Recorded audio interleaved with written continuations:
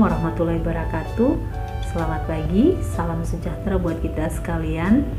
Jumpa lagi dengan saya Widya Suara BPSDM Provinsi Maluku. Dan di kesempatan berbahagia ini saya akan menyampaikan pengantar terkait dengan mata pelatihan standar kinerja pelayanan publik. Mata pelatihan ini merupakan agenda ketiga. Baik Bapak Ibu, sedikit memperkenalkan diri. Saya Kresli Hesti Matulesi, Pegawai Badan Pengembangan Sumber Daya Manusia Provinsi Maluku, Widya Iswarah pada BPSDM Provinsi Maluku. Standar kinerja pelayanan, adapun deskripsi singkat, mata pelatihan ini bagaimana membekali Bapak Ibu selaku peserta dengan kemampuan memahami dan menerapkan standar pelayanan publik dalam pelaksanaan tugas serta mengelola sumber daya kelompok kerja dalam tugas dan pelayanan. Adapun indikator hasil belajar dari mata pelatihan ini adalah bagaimana peserta mampu menjelaskan standar pelayanan dan indikator kepuasan pengguna pelayanan. Yang kedua, bagaimana peserta mampu menganalisis efektivitas dan efisiensi implementasi dan kualitas produk hasil layanan. Dan yang ketiga, bagaimana peserta mampu menjelaskan pengelolaan pemberdayaan sumber daya dalam peningkatan kinerja pelayanan.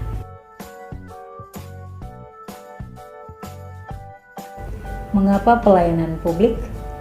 Pelayanan publik tersebut diberikan untuk bagaimana dapat memenuhi kebutuhan dan hak masyarakat. Artinya, kegiatan pelayanan pada dasarnya menyangkut pemenuhan suatu hak melekat pada setiap orang, baik secara pribadi maupun berkelompok atau organisasi, yang diberikan oleh penyelenggara pemerintah serta dilakukan secara universal. Bapak Ibu peserta pelatihan kepemimpinan administrator, kalau berbicara tentang klasifikasi kebutuhan hidup individu, yang pastinya ada 3. Yang pertama primer, yang kedua sekunder, yang ketiga tersier. Kalau berbicara tentang klasifikasi kebutuhan hidup individu itu, primer itu kebutuhan yang mutlak yang harus dipenuhi untuk bagaimana menjaga kelangsungan hidup daripada seseorang, kelangsungan hidup daripada individu tersebut. Kalau berbicara tentang sekunder dan tersier, sekunder dan tersier ini kebutuhan yang pemenuhannya dapat ditunda dan tidak akan mempengaruhi kelangsungan hidup individu. Yang paling dibutuhkan itu adalah primer dibandingkan dengan sekunder dan tersier. Contoh klasifikasi kebutuhan primer misalnya makanan, pakaian, dan tempat tinggal. Kalau contoh sekunder adalah alat-alat transportasi atau komunikasi, misalnya mobil, misalnya HP, dan contoh klasifikasi tersier wisata. Setelah kebutuhan sekunder terpenuhi, baru bisa tersier dilengkapi. Bapak Ibu peserta pelatihan kepemimpinan administrator, penyelenggara pelayanan publik. Kalau berbicara tentang pelayanan publik, yang pastinya pelayanan yang diberikan kepada publik, kepada masyarakat. Kalau privat itu berbicaranya tentang perorangan, pribadi, tunggal. Jadi bagaimana pelayanan publik itu diberikan, yang pastinya pemerintah, swasta dalam penyelenggaraan pelayanan tersebut. Amanat Undang-Undang Nomor 25 Tahun 2009 tentang Pelayanan Publik. Undang-undang tentang pelayanan publik ini memberikan batasan dan hubungan yang jelas tentang hak, punya hak, tanggung jawab, kewajiban, dan kewenangan seluruh pihak yang terkait dengan penyelenggaraan pelayanan publik. Ada 12 asas penyelenggaraan pelayanan publik. Yang pertama, asas kepentingan umum. Yang kedua, asas kepastian hukum. Yang ketiga, asas kesamaan hak. Yang keempat, asas keseimbangan dan hak dan kewajiban. Kemudian, asas keprofesionalan. Yang kemudian, asas partisipatif. Yang kemudian, asas persamaan perlakuan, asas keterbukaan, asas akuntabilitas, asas fasilitas dan perlakuan khusus bagi kelompok rentan, asas ketepatan waktu dan asas kecepatan, kemudahan dan keterjangkauan. Bapak Ibu peserta pelatihan kepemimpinan administrator, pelayanan publik adalah kegiatan atau rangkaian kegiatan dalam rangka pemenuhan kebutuhan pelayanan sesuai dengan peraturan perundang-undangan bagi setiap warga negara dan penduduk atas barang, jasa, dan atau pelayanan administratif yang disediakan oleh penyelenggara pelayanan publik. 2. Ruang lingkup pelayanan publik. Yang pertama, barang publik, pengadaan dan penyaluran barang publik. Yang kedua, jasa publik. Jadi pada dasarnya penyediaan jasa publik. Dan yang ketiga, administratif, pelayanan administrasi. Penyelenggaraan pelayanan publik itu yang pastinya yang pertama instansi penyelenggara negara. Di dalamnya ada korporasi, BUMN dan BUMD. Lembaga independen, swasta, organisasi, masyarakat yang melaksanakan misi negara karena undang-undang, ruang lingkup pelayanan publik, dan penyelenggara pelayanan publik. Oke Bapak Ibu peserta pelatihan kepemimpinan, kita akan masuk dalam standar pelayanan publik. Standar pelayanan publik Permenpan nomor 15 tahun 2014. Bagaimana standar pelayanan adalah tolak ukur yang dipergunakan sebagai pedoman penyelenggaraan pelayanan dan acuan penilaian kualitas pelayanan sebagai kewajiban dan janji penyelenggara kepada masyarakat. Bagaimana dalam rangka pelayanan yang berkualitas, cepat, mudah, terjangkau, dan teratur. Bapak Ibu peserta pelatihan kepemimpinan administrator, kalau berbicara tentang standar pelayanan, definisi standar pelayanan. Standar pelayanan itu tolak ukur yang dipergunakan sebagai pedoman bagaimana penyelenggaraan pelayanan dan acuan penilaian kualitas pelayanan sebagai kewajiban dan janji penyelenggaraan kepada masyarakat. Janji penyelenggara kepada masyarakat dalam rangka bagaimana memberikan pelayanan yang berkualitas, pelayanan yang punya nilai, pelayanan yang punya mutunya lebih baik, cepat, mudah, terjangkau, dan terukur.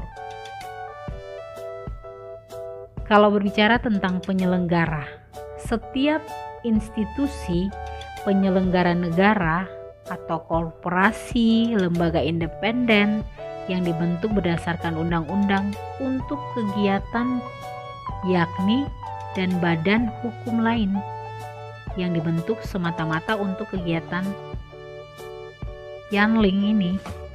Jadi kalau berbicara tentang masyarakat, seluruh pihak, perseorangan, kelompok, badan hukum yang berkedudukan sebagai penerima manfaat pelayanan publik yang diberikan oleh penyelenggara pelayanan publik, baik langsung maupun tidak langsung. Ini definisi dari standar pelayanan publik. Latar belakang perlunya standar pelayanan publik. Yang pertama, karena apa Bapak Ibu peserta pelatihan kepemimpinan administrator? Tuntutan aspirasi masyarakat terhadap penyelenggara pelayanan publik yang berkualitas. Jadi pada dasarnya penyelenggara pelayanan publik memberikan pelayanan yang memang sangat-sangat berkualitas. Kemudian yang kedua, bagaimana memberikan pemahaman dan persepsi yang sama bagi penyelenggara, masyarakat, dan pihak terkait dalam penyusunan standar pelayanan. Yang ketiga, diperlukan adanya standar pelayanan di tiap unit pelayanan sebagai jaminan dan kepastian penyelenggaran pelayanan. Bapak Ibu peserta pelatihan kepemimpinan administrator, tujuan standar pelayanan ini bagaimana memberikan kepastian dalam meningkatkan kualitas dan kinerja pelayanan sesuai dengan kebutuhan masyarakat, apa yang dibutuhkan masyarakat, dan selaras dengan kemampuan penyelenggara sehingga mendapatkan kepercayaan di mata masyarakat. Ini tujuan sasarannya. Lalu kemudian sasaran standar pelayanan, setiap penyelenggara mampu menyusun bagaimana menetapkan dan menerapkan standar pelayanan publik dengan baik dan konsisten. Ada tujuan sarana, tujuannya, ada sasarannya. Ya, kita dapat melihat komponen standar pelayanan. Wajib dipublikasikan, yaitu bagaimana diakses dengan mudah untuk diketahui dan dipahami oleh masyarakat melalui berbagai media, baik tatap muka, membaca di lokasi tempat layanan, media, SMS, telepon, sampai website dan email. Ada juga service delivery, ada persyaratan, ada sistem, mekanisme, dan produser. Kemudian jangka waktu pelayanan, bagaimana biaya tarif yang dipasang, kemudian produk pelayanannya yang bagaimana, penanganan pengaduan, saran dan masukan. Ada juga manufacturing, dasar hukumnya jelas atau tidak, sarana prasarananya, fasilitasinya memadai atau tidak, kompetensi pelaksanaannya, kemudian jumlah pelaksanaannya, jaminan pelayanannya ada atau tidak, jaminan pelayanan yang diberikan dapat menjamin atau tidak, kemudian jaminan keamanan dan keselamatan yang sangat penting Bapak Ibu, evaluasi kinerja pelayanan pada akhirnya. Itu merupakan komponen standar pelayanan. Ya, kita masuk dalam siklus penyusunan standar pelayanan. Siklus penyusunan standar pelayanan ini bagaimana perbaikan berkelanjutan. Yang pastinya penyusunan rencana standar pelayanannya, pembahasan rancangan standar pelayanan dengan masyarakat, kemudian menetapkan standar pelayanan, menetapkan maklumat pelayanan juga, sampai dengan monitoring dan evaluasi standar pelayanan. Ini siklus penyusunan standar pelayanan yang perlu kita ketahui bersama Bapak Ibu. Hal-hal yang dimuat dalam maklumat pelayanan. Yang pertama, pernyataan, janji dan kesanggupan untuk melaksanakan pelayanan sesuai dengan standar pelayanan. Yang kedua, pernyataan memberikan pelayanan sesuai dengan kewajiban dan akan melakukan perbaikan secara terus-menerus. Yang ketiga, Bapak Ibu, pernyataan kesediaan untuk menerima sanksi dan atau memberikan kompensasi apabila pelayanan yang diberikan tidak sesuai dengan standar. Itu hal-hal yang dimuat dalam maklumat pelayanan. Ini contoh maklumat pelayanan, Bapak Ibu boleh melihat maklumat pelayanan ini, kop suratnya seperti demikian. Dengan ini kami menyatakan sanggup menyelenggarakan pelayanan sesuai dengan standar pelayanan yang telah ditetapkan, dan apabila kami melanggar, kami bersedia menerima sanksi sesuai dengan ketentuan yang berlaku. Ambon, sekian tanggal berapa, bulan berapa, tahun berapa, dan pemimpin penyelenggara pelayanan. Ya, Bapak Ibu peserta pelatihan kepemimpinan administrator, kalau berbicara tentang siklus penyusunan standar pelayanan, ini adalah perbaikan berkelanjutan. Jadi penyusunan rancangan standar pelayanan sampai dengan pemantauan dan evaluasi. Pemantauan, evaluasi, perbaikan pelayanan sampai inovasi. Inovasi ini suatu perubahan-perubahan yang baru. Ini merupakan siklus penyusunan standar pelayanan. Oke, Bapak Ibu peserta pelatihan kepemimpinan administrator, kalau berbicara tentang survei kepuasan masyarakat, merupakan bentuk kerjasama antara penyelenggara pelayanan publik dengan masyarakat dalam rangka bagaimana melakukan penilaian kinerja kerja pelayanan agar penyelenggara pelayanan dapat meningkatkan kualitas atau mutu layanan tersebut. Tujuannya yang pertama, untuk bagaimana mengukur tingkat kepuasan masyarakat sebagai pengguna layanan dan dapat meningkatkan kualitas penyelenggara pelayanan publik tersebut. Sasaran ini untuk siapa? Bagaimana dapat mendorong partisipasi masyarakat dalam menilai kinerja pelayanannya, yang kemudian dapat meningkatkan kualitas pelayanan dan juga mendorong inovasi pelayanan publik, perubahan-perubahan yang baru yang berinovasi dapat mengukur tingkat kepuasan masyarakat. Pasal 1, pasal 2, sampai pasalnya yang ke-6. Kewajiban melakukan survei kepuasan masyarakat secara berkala minimal 1 kali dalam 1 tahun. Pasal yang ketiga, dapat bekerja sama dengan lembaga lain memiliki kredibilitas dan reputasi. Pasal 4, wajib mempublikasikan hasil survei kepuasan masyarakat, bahkan menyampaikan laporan kepada Menpan. Dan pasal yang ke-6, kewajiban melakukan evaluasi terhadap hasil survei kepuasan masyarakat. Ini ada unsur-unsur yang perlu Bapak Ibu ketahui.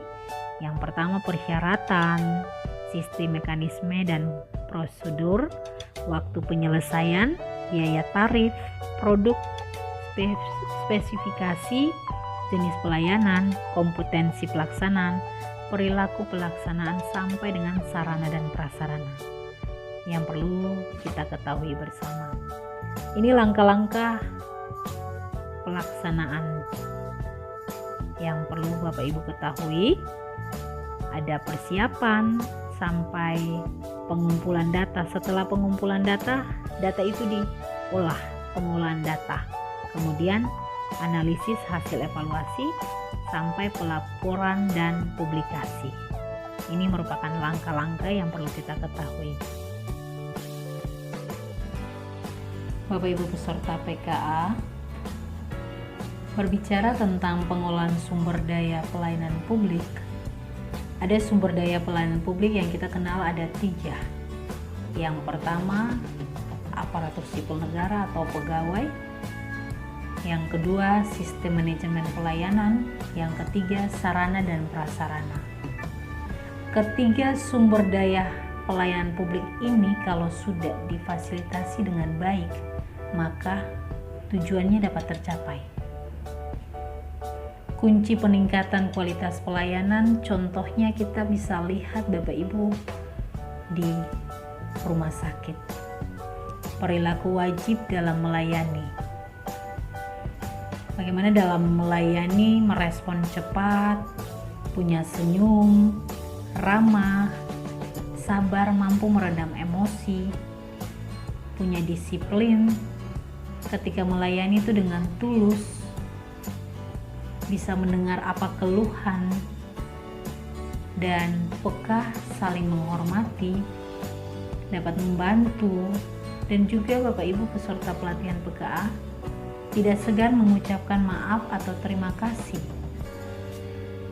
kemudian menawarkan solusi yang terbaik, fokus dalam pelayanan tersebut 100% dipercaya. Oke Bapak Ibu peserta pelatihan kepemimpinan administrator, kurang lebih 9 jam pelajaran, kita boleh mengkaji materi standar kinerja pelayanan yang pastinya materi ini sangat-sangat penting untuk Bapak Ibu selaku peserta pelatihan kepemimpinan administrator.